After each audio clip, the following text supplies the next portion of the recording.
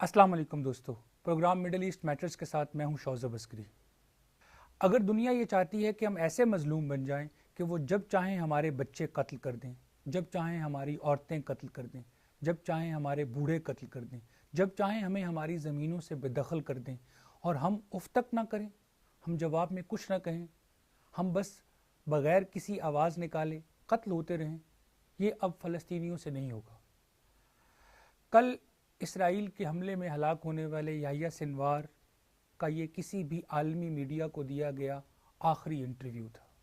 साल 2021 में जब सारी दुनिया की नज़रें शेख जर्राह महल्ले पर लगी हुई थीं, ये महल्ला बैतुल मुक़द्दस के मशरिक़ में वाक़या है जहाँ फ़लस्तीनी ख़ानदान आबाद हैं। इसराइली पुलिस ने और इसराइली अदालत ने ये फ़ैसला कर लिया था कि इन फ़लस्तीनियों को यहाँ से बेदखल कर दिया जाए और इसके साथ ही इसराइली अफवाज मस्जिद अक्सा में घुस गई थी।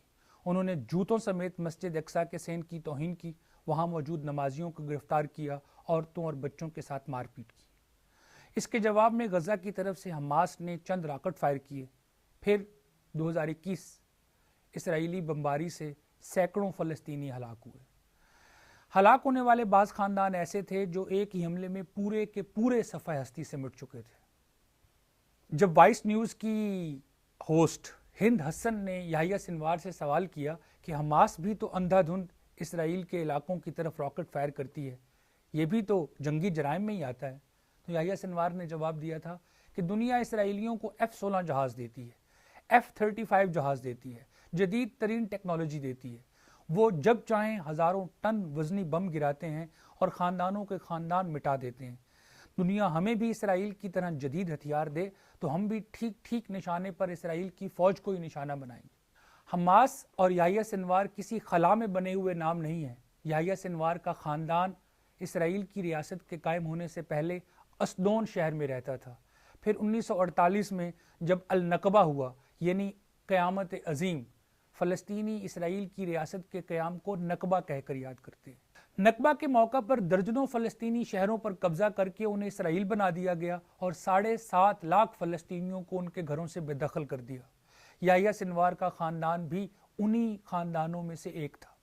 याह्या सिनवार का ख़ानदान गज़ा के खान यूनुस महाजिर कैंप में जाकर आबाद हुआ, जहां 29 अक्टूबर 1962 को याह्या सिनवार की पैदाइश हुई। याह्या सिनवार अपने बचपन से ही इसराइली फ़ौज के मज़ालिम, कब्ज़े को अपनी आंखों से देख रहे थे और अपने ख़ानदान के लोगों की मौत की सूरत झील रहे थे। ये याह्या सिनवार जो 1962 में पैदा हुए थे, कल इसराइली फ़ौज और इसराइल के वज़ीर आज़म के दावे के मुताबिक इसराइली अफवाज से लड़ते हुए गज़ा में मारे गए हैं। आप ज़रा इसराइली ड्रोन कैमरे की वो वीडियो मुलाहिज़ा कीजिएगा जो इसराइली फ़ौज ने याह्या सिनवार के आखिरी लम्हात कहकर शेयर की है। आप देखेंगे कि एक ड्रोन कैमरा एक तबाहशुदा इमारत की तरफ बढ़ता है।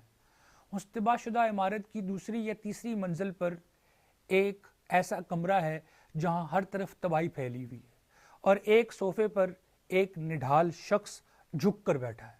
वो ज़ख्मी है, उसने फ़ौजी वर्दी पहनी हुई है, चेहरे और सर पर फ़लस्तीनी रुमाल लपेटा हुआ है और जो ही वो इसराइली ड्रोन उस ज़ख्मी शख्स की तरफ आगे बढ़ता है तो वो शख्स निढाल होकर एक डंडा उठाता है और इसराइली ड्रोन कैमरे की तरफ फेंकता है। फुटेज यहीं रुक जाती है। ये फुटेज ज़ाहिर करती है कि इसराइली रियासत, इसराइली अफवाज और इसराइली वज़ीर आज़म गुज़िश्ता 1 साल से झूठ बोल रहे हैं कि याह्या सिनवार किसी बुज़दिल की तरह एक सुरंग में छुपा हुआ है और वो हम वक्त इसराइली मुग़वियों के साथ रहता है कि कहीं हम उसकी इंटेलिजेंस तलाश करके उसे टारगेट करके मार न दें। याह्या सिनवार किसी सुरंग में छुपे हुए नहीं थे और ना ही वो किसी इसराइली मुग़वी के साथ थे। खुद IDF के मुताबिक कल हमने रफ़ा में 3 जंगजुओं को आइडेंटिफाई किया। हमारी अफवाज ने उनके खिलाफ लड़ाई लड़ी। लड़ाई के दौरान वो तीनों जंगजू एक दूसरे से अलहदा हो गए और एक जंगजू लड़ते लड़ते एक इमारत में घुस गया। वहाँ जाकर हमारी फ़ौज ने उसे कत्ल कर दिया। ये कत्ल ज़ाहिर करता है कि याह्या सिनवार दीगर फ़लस्तीनी मज़ाहमतकारों की तरह मैदान जंग से भाग नहीं रहे थे। याह्या सिनवार ने 1985 में अल माजिद नामी अस्करी तंजीम से अपने मिलिटेंट कैरियर का आगाज़ किया था। अल माजिद गज़ा में मौजूद इसराइली मददगारों को तलाश करती थी और उन्हें कत्ल करती थी। اسرائیلی افواج کا کہنا ہے کہ غزہ کے لوگ یحییٰ سنوار کو اس لیے خان یونس کا قصاب کہا کرتے تھے کہ انہوں نے ایک مرتبہ 12 مخبروں کو تلاش کر کے خود اپنے ہاتھوں سے قصاب کے ٹوکے کے وار کر کے قتل کیا تھا۔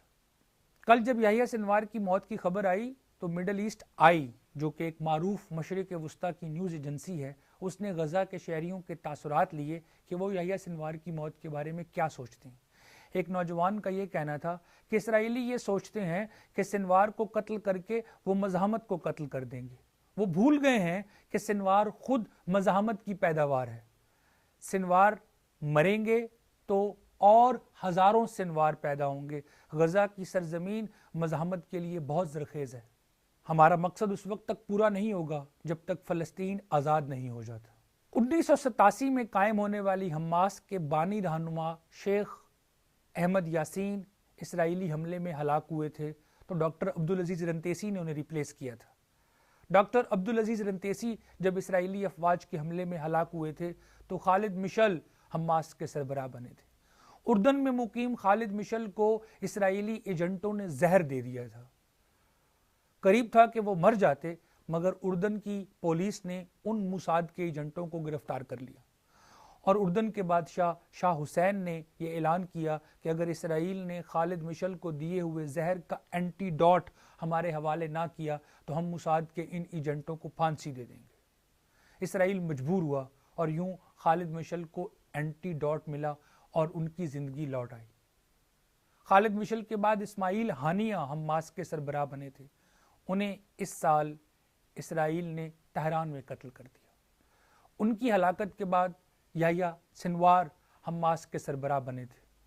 یہ خیال کیا جا رہا ہے کہ یحییٰ سنوار کی موت کے بعد ان کے بھائی محمد سنوار حماس کے سربراہ بنے۔ اسرائیل ہر تھوڑے عرصے کے بعد فلسطینیوں کے قتل عام کو گھاس کاٹنے سے تشبیہ دیتا ہے۔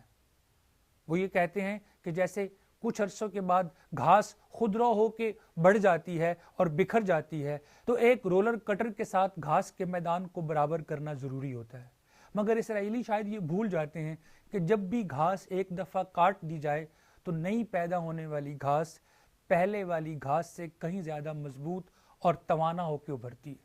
7 اکتوبر 2023 کو حماس کے حملے کے بعد اسرائیلیوں کو اب یہ سمجھ آ جانی چاہیے کہ وہ گھاس جسے وہ ہر تھوڑے عرصے کے بعد کاٹتے ہیں اب خود ان کی طرف لپک رہی۔